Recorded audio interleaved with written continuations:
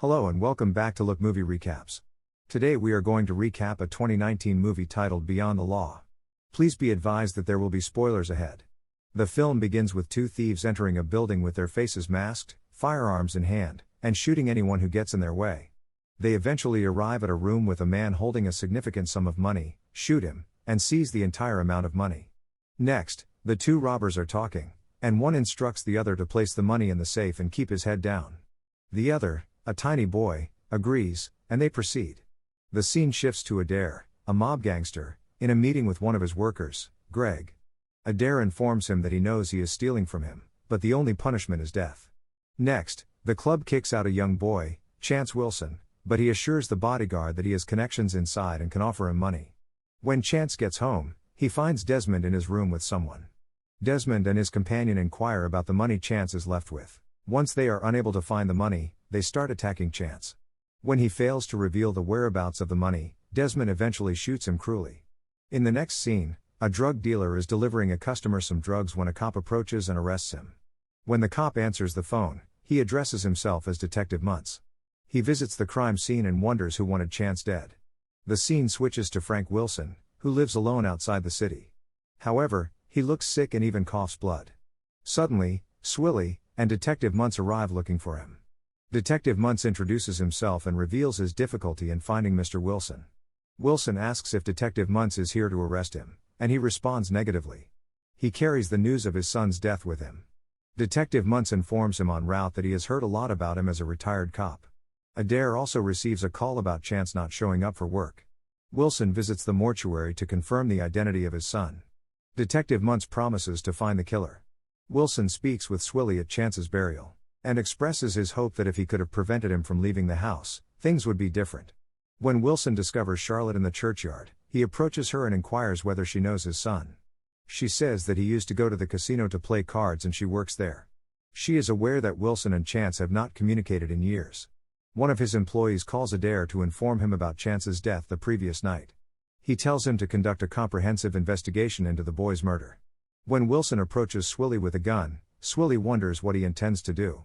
Wilson borrows a truck from Swilly and leaves with a duffel bag, motivated by his understanding of how the city cops operate and his desire for retribution against Chance. A man introduces Karina as a new supplier for the company. Adair reminds her that they recently parted ways with their longtime supplier and that he has only heard positive things about her family.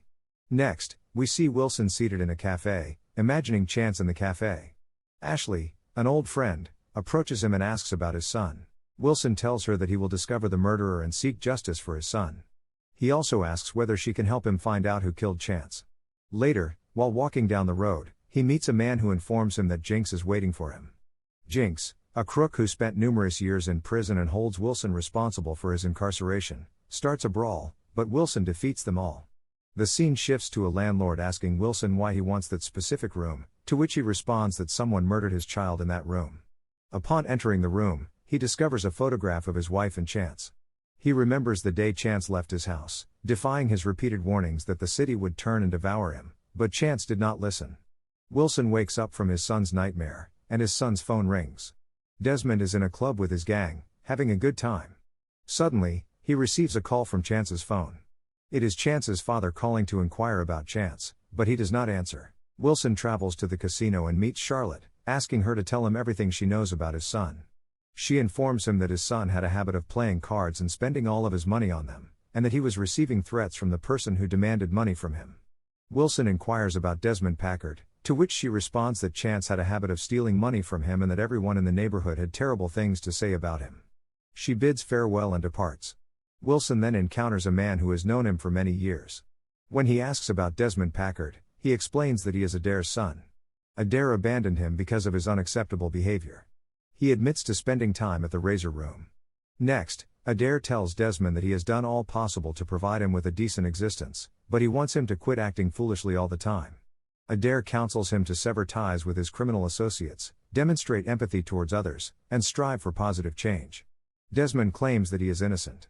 Next, Wilson enters the club and displays his police ID. He asks the guard to take him to Desmond, who asks Wilson where he is from and what he wishes to discuss. Wilson responds that he isn't from here and asks if he knows his son, Chance. Wilson claims to have seen Desmond's phone number as the last dialed number, but Desmond says he doesn't know. Wilson asks whether he killed his son. Desmond cautions him to evacuate the city promptly due to potential harm. Wilson strikes Desmond on the ground, breaking his nose, and then seizes his gun. Wilson meets Detective Muntz and hands him the gun that he confiscated from Desmond. He wants Muntz to confirm that the bullet and gun found in Chance's body are identical. Muntz tells him not to act like a cop because he is no longer one, and Wilson exits the scene. Next, Detective Muntz informs Desmond that Wilson gave him his gun to examine in the ballistics. Desmond asks for his pistol back, but Muntz declines. So, Desmond hands him money and assures him that he will manage everything. Muntz claims he should know where Wilson lives. In exchange for more money, which he accepts and leaves, Muntz warns Adair that his son may face legal consequences for killing Chance.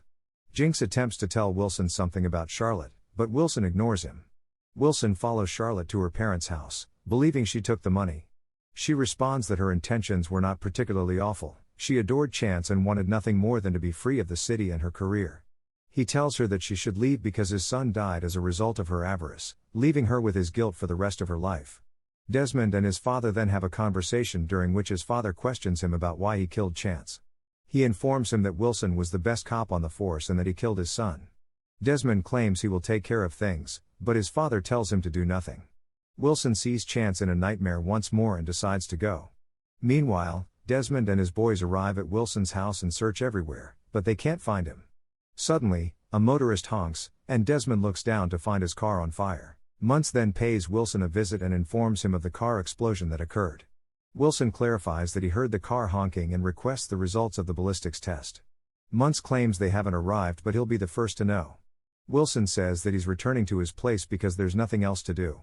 Wilson then meets Ashley and confirms his statement. Either the bullet or the weapon he handed Muntz is on file.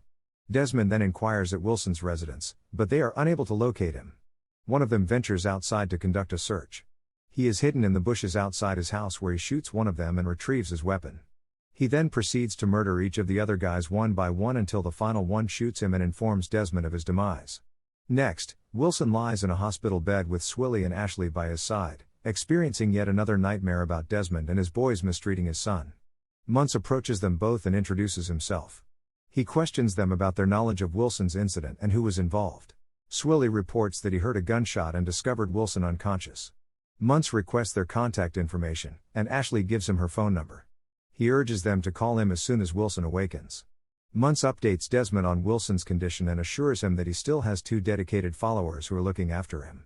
Adair contacts Desmond and tells him that he is weary of telling him to do the right thing, that it crushes his heart to talk to him in this way, and that he is no longer his son. He tells him that he doesn't have much time left and wants him to go right away.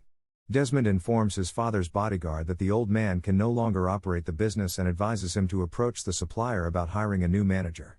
Next, Ashley tells Swilly to return home since he needs to rest.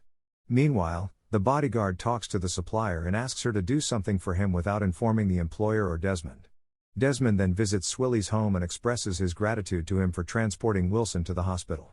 Desmond inquires about Ashley's awareness of the incident. When Swilly tells him she knows nothing, Desmond tries to intimidate Swilly, who instead shows no fear of him. He finally shoots him dead. In another scene, the bodyguard calls Muntz for assistance and transfers a large sum of money to his bank account. Meanwhile, Wilson regains consciousness and informs Ashley that he needs to leave. She says that Swilly went home to rest but he was present the previous night. She also informs him that she must depart, convincing Wilson to stay and unwind. However, when she receives a phone call, she is shocked to discover Swilly's death. Wilson prepares to escape the hospital in order to exact retribution. 2 corrupt cops then attempt to assault Wilson in the hospital parking lot. Muntz then contacts Ashley to check in on Wilson. He informs her that he has gotten the results of the ballistics check but is unable to reveal them over the telephone. Wilson speaks with Muntz and agrees to meet for the results. Ashley tells Wilson that the DA will strip his son's name from the heist, but they need evidence against Adair and must proceed cautiously. Wilson then tells Muntz that because Desmond and Adair attempted to assassinate him last night, they will all die. Following their confrontation, Wilson shoots him and texts Desmond to come to the warehouse. In contrast, Adair watches the webcam broadcast and learns about his employee's supplier arrangement. He approaches him and murders him. When Desmond arrives at the warehouse, he sees Muntz's car and approaches it. Wilson attacks Desmond, knocking him down, and despite Desmond's plead for his life, Wilson exacts revenge. He then goes to meet Adair and tells him that he is going to kill him because of the type of person he is, not because he murdered his son. The world will be a better place without him. After their struggle, Adair overpowers the injured Wilson, but Wilson smiles, knowing he has already called 911 and that Adair will spend the rest of his life in prison. Thank you for watching. If you are new, don't forget to subscribe for more recaps. Until next time, have a nice day.